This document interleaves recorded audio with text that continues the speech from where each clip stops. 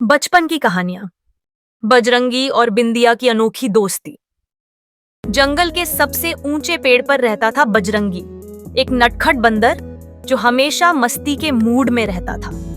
उसकी उछलकूद और शरारतें पूरे जंगल में मशहूर थीं। एक दिन बजरंगी पेड़ की एक डाल पर बैठकर धूप का आनंद ले रहा था। तभी उसकी नजर नीचे पड़ी।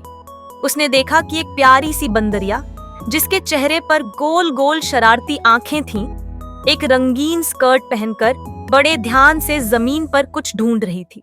यह बंदरिया थी बिंदिया, जो नए नए पत्थरों और चमकदार चीजों को इकट्ठा करने का शौक रखती थी। बजरंगी को बिंदिया का यह अनोखा अंदाज बड़ा अच्छा लगा। वह पेड़ से नीचे उतरा और धीरे से बिंदिया के पास जाकर बोला, क्या ढूंढ रही हो छोटी दोस्त? बिंदिया अचानक से एक आवाज सुनकर थोड़ी चौंकी। फिर उसने बजरंगी को देखा और मुस्कुराई।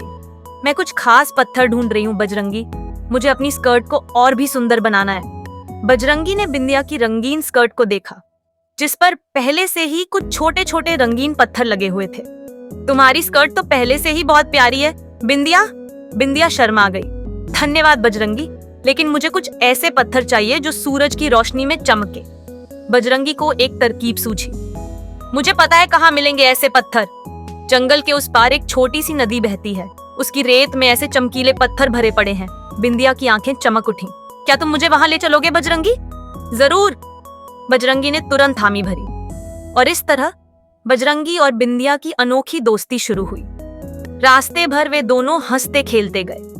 बजरंगी पेड़ों पर उछल कूद कर बिंदिया को दिखाता रहा और बिंदिया अपनी रंगीन स्कर्ट को संभालती हुई उसके पीछे पीछे चलती रही।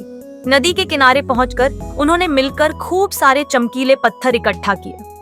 बिंदिया उन पत्थरों को पाकर बहुत खुश हुई और उसने तुरंत उन्हें अपनी स्कर्ट पर सजाना शुरू कर दिया।